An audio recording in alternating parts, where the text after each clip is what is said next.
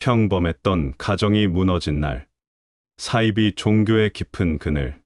안녕하세요, 여러분.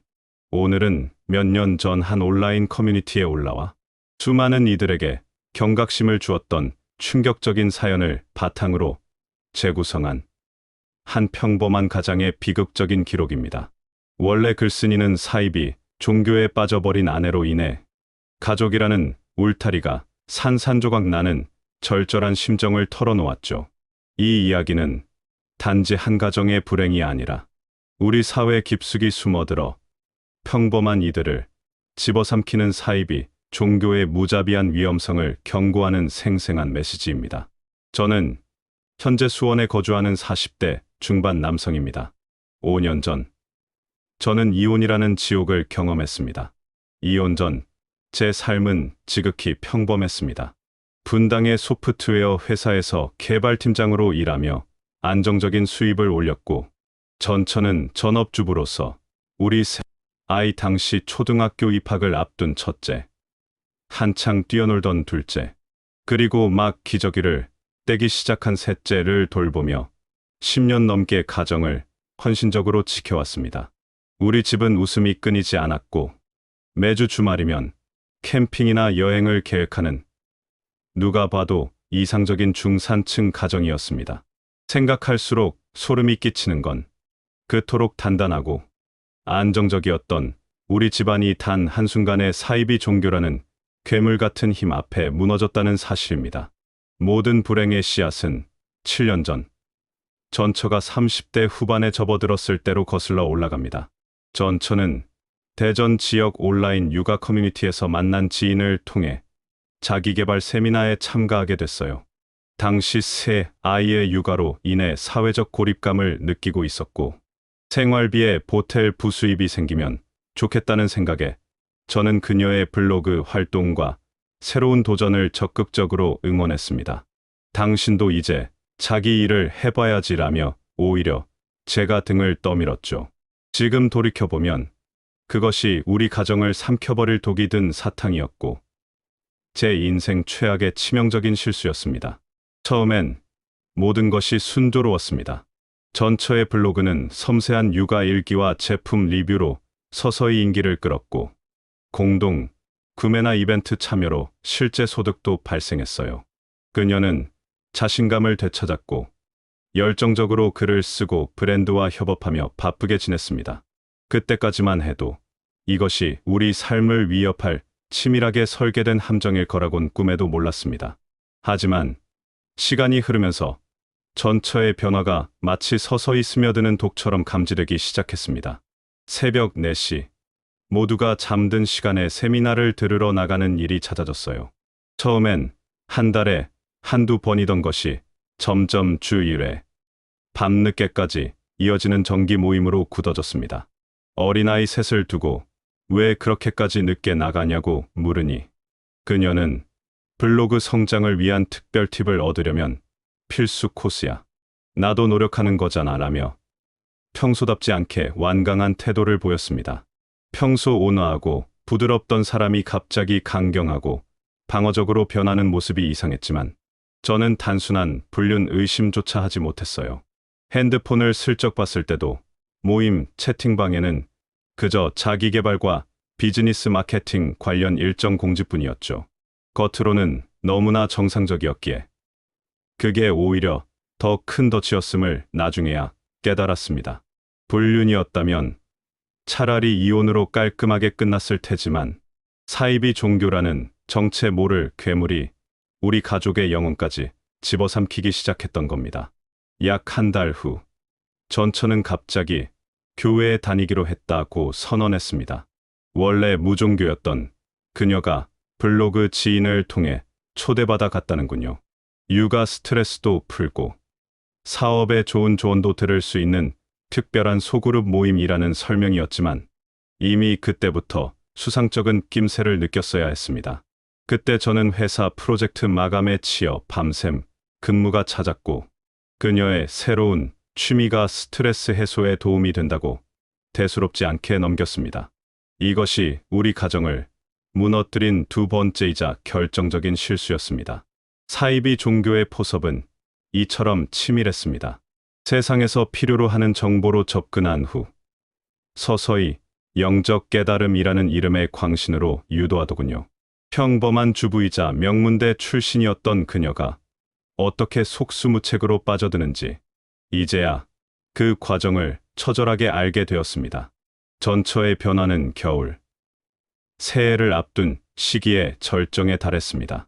아침 식탁에서 그녀가 꺼낸 말은 충격적이었습니다. 그녀의 눈빛은 이미 맑은 빛을 잃고 맹목적인 믿음으로 번들거리고 있었습니다. 목사님께서 계시를 받으셨어. 우리 집안에 악한 세력이 짙게 눌려있대. 이 세력을 물리치려면 일주일 내내 철야 금식, 기도가 필요하다고 하셨어. 게다가 새해 축제와 크리스마스는 모두 옛 이교 의식일 뿐. 회개하고 영적 정화를 해야 한다고 하더군요. 1년 전까지만 해도 아이들과 함께 트리 장식을 하며 가족 여행 계획을 세우던 사람이 왜 갑자기 아이들 학교와 유치원 일정은 어떻게 하냐고 따지니 그녀의 눈빛이 싸늘하게 변했습니다. 목사님 말씀처럼 순종해야 해. 세상 공부보다 영적 전쟁이 우선이야. 아이들도 이 악한 시대에서 보호받아야 해. 그녀는 목사님이 우리 가족을 위해 금식 중이라는 말까지 덧붙였습니다. 온몸에 털이 곤두서는 듯한 소름이 돋았습니다. 이건 더 이상 제 아내의 목소리가 아니었습니다. 누군가의 교본을 완벽하게 암기하여 읊는 듯한 새내른 대사였습니다. 의심이 확신으로 변하자 저는 그녀가 다니는 교회를 검색해봤습니다. 부천 외곽의 낡은 산업단지, 창고 건물이었습니다. 십자가는커녕 간판도 희미했고 주변은 공장들 뿐이라 아이를 데리고 가기엔 최악의 환경이었죠. 이런데 왜 가? 누가 봐도 수상해. 사이비 같아. 당장 그만둬라고 설득했지만 전처는 이전과는 비교할 수 없는 강도로 분노했습니다. 당신 마음이 너무 딱딱해. 목사님 말씀처럼 말세에는 가장 가까운 가족이 사탄의 도구가 돼서 구원을 방해한대. 대형 교회는 이미 타락했어. 우리처럼 작은 길을 걷는 게 진짜야. 그녀는 성경 구절과 자신들의 교리를 섞어 줄줄 외우며 올해 큰 재앙이 올 거라 목사님이 예언하셨어. 당신도 은혜 받으라고 목사님이 특별히 기도 중이야 라고 외쳤습니다. 똑똑하고 이성적이었던 그녀가 눈앞의 광신자로 변한 모습은 정말 무서웠습니다. 최악은 바로 다음 주에 닥쳤습니다. 퇴근 후 집에 돌아오니 현관문이 열려 있고 전처와 새아이가 온데간데 없이 사라진 날이었습니다. 테이블 위에는 달랑 쪽지 하나. 우리는 일주일간의 구원 철야 기도 모임에 가요. 주님 말씀대로 구원받으러. 아이들 걱정 마세요. 보호받을 거예요. 저는 피가 끓는 것을 느꼈습니다. 곧바로 교회로 달려갔지만 낡은 창고는 텅 비었고 나중에야 그들이 다른 지역의 은밀한 장소로 옮겼다는 것을 알았죠. 전화는 받지 않고 문자로만 답장이 왔습니다. 아이들은 잘 있어요. 어린아이들이 내게 오는 것을 막지 마라. 하나님 나라가 이런 자의 것이니라 하셨대요. 그 젖은 듯하고 감정 없는 세뇌된 말투는 소름 그 자체였습니다. 오늘 당장 안 돌아오면 경찰에 신고하고 교회고 뭐고 다 부숴버릴 거야 라고 으름장을 놓으니 다음날 새벽녘에야 아이들을 데리고 돌아왔습니다. 하지만 그건 끝이 아니라 지옥의 시작이었습니다. 돌아온 후 대판 싸웠습니다. 아이들을 데리고 도망친 건 명백한 아동학대야 라고 소리쳤지만 그녀는 오히려 저를 손가락질했습니다. 당신이 우리의 구원을 방해하는 사탄이야. 그녀의 눈빛에는 깊은 광기가 서려 있었고 그날 밤 또다시 아이들만 두고 혼자 가출했습니다. 주말 내내 연락이 안 되다 크리스마스가 끝나고 돌아왔을 때는 장모님께 어머니에게 사탄이 씌었어요 라고 소리치며 아이들을 강제로 데려가려 했습니다. 한때 명문대 출신으로 안정된 커리어를 포기하고 육아를 선택했던 현명한 그녀는 이제 완전히 다른 인격체가 되어버렸습니다. 장인어른이 오셔서 설득하다 결국 분을 못 참고 뺨을 때리는 일까지 벌어졌습니다. 그러자 전처는 고통받는 표정으로 방언을 외치며 주님, 각해를 받으니 기쁩니다. 라고 울부짖더군요. 상황은 걷잡을 수 없이 악화되었습니다. 제가 출근한 사이에 몰래 아이들을 데리고 교회로 가는 일이 잦아졌고 3일 출장을 갔다 돌아오니 집안은 엉망진창이었습니다. 첫째는 머리가 헝클어진 채 방치되어 있었고 둘째는 고열에 시달리며 감기를 앓고 있었습니다. 셋째는 기저귀 발진으로 고통받고 있었는데 병원에는 당연히 안 데려갔습니다. 약을 먹으면 악한 기운이 들어와라는 광신적인 말을 들었을 때 저는 더 이상 지체할 수 없다는 것을 깨달았습니다. 결국 이혼을 심각하게 고민하기 시작했습니다. 변호사 친구에게 상황을 털어놓으니 무조건 재산부터 확인해야 해라는 충고가 돌아왔습니다. 통장을 확인해 보니 몇 년 동안 모아둔 적금의 절반 가까이가 증발해 있었습니다. 목사님, 교회 리모델링 헌금으로 드렸어. 하나님이 100배로 갚아주실 거야 라며 아무렇지도 않게 말하는 그녀의 모습에 양가 부모님들은 경악하며 쓰러지실 지경이었습니다. 3개월은 정말 지옥 그 자체였습니다. 저는 울면서 이건 사탄의 속삭임이야. 정신 차려라고 설득하거나 통제력을 잃고 폭력까지 쓰려 했지만 소용없었습니다. 그녀는 계속 가출하고 아이들을 강제로 데려가려 했습니다. 가장 충격적이었던 건 아이들의 변화였습니다. 아이들은 서서히 저를 피하더니 첫째 7살가 아빠, 왜 교회 안 가? 우리 천국 가는 거 막는 거야? 라고 소리치기 시작했습니다. 둘째는 살는 저를 볼 때마다 악마, 악마를 외치며 때리기 시작했습니다. 나중에는 셋째까지 엄마를 따라 저를 거부했습니다. 전처가 아빠는 사탄에게 사로잡혔어.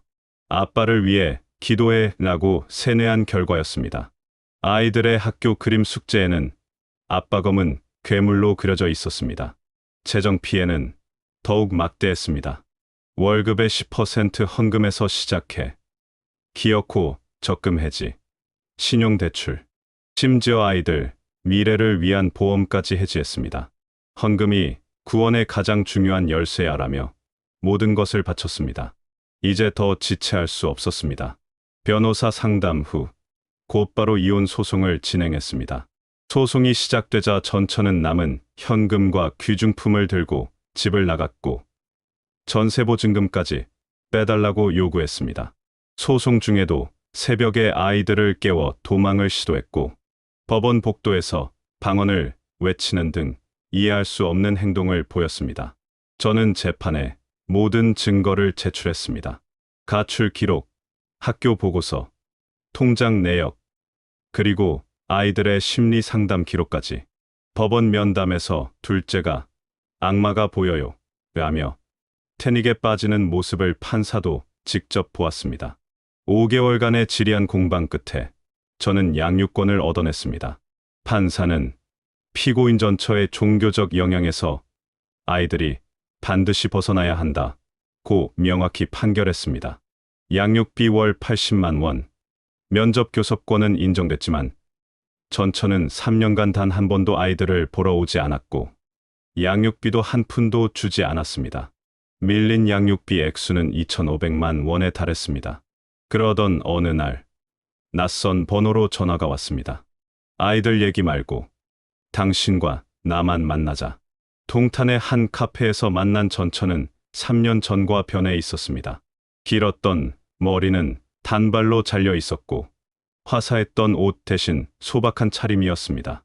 애들은 잘 크고 있어 라는 3년간 무관심했던 사람의 질문에 저는 화가 치밀어 올라 왜 불렀어? 라고 다그쳤습니다. 그녀는 태연하게 밀린 양육비 이행 명령을 취소해줘. 내가 해외 봉사활동을 가야 하는데 출국이 막혔어. 나중에 한 번에 몰아서 줄게라고 말했습니다. 믿을 수 없었습니다. 그러다 저는 그녀의 왼손 네 번째 손가락에 끼워진 새로운 반지를 발견했습니다. 재혼했어? 응.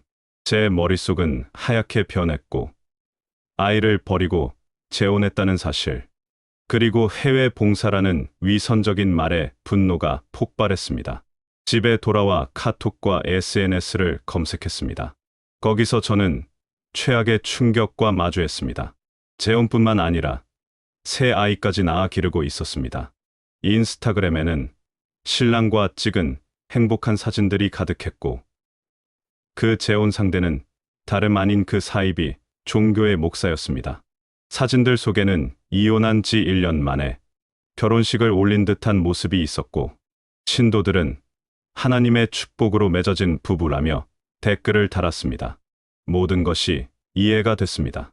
처음부터 이 모든 것이 치밀하게 계획된 것이었습니다. 아내를 포섭하고 가정을 파괴하며 재산을 수탈한 후 결국 그녀마저 빼앗아 간 것이죠. 인스타그램 행복 사진 속 새 가족을 보는 순간 버려진 우리 아이들은 무엇인가 하는 생각에 분노가 머리끝까지 폭발했습니다. 해외 봉사. 그것은 양육비, 채무를 피하고 목사와 함께 도주하려는 거짓말 같았습니다. 이 글을 올리고 1년 후 저는 충격적인 소식을 업데이트했습니다. 목사를 박살내기 위해 피해자 모임을 만들고 소송을 준비하자 소문이 퍼져 목사는 부천의 교회를 문 닫았습니다. 그리고 재산을 현금화하여 혼자 해외로 도주했다는 소식이 들려왔습니다. 더 큰 충격은 전처마저 목사에게 버림받았다는 사실이었습니다. 목사는 그녀와 혼인신고조차 하지 않았고 그녀는 버림받은 충격으로 정신과에 입원했으며 목사와의 사이에서 낳은 새 아이는 그녀의 친척이 돌보고 있다는 소식이었습니다. 허탈했습니다. 사이비 종교의 무서움은 단순한 재산 피해가 아닙니다. 한 평범한 인생을 파괴하고 가정을 산산조각 낸 후 무책임하게 도주하는 그 잔혹함이었습니다. 주변에 이런 징후가 보이는 이웃이나 가족이 있다면 연민을 넘어선 단호한 결단으로 그들을 지키거나 혹은 연을 끊어야 합니다.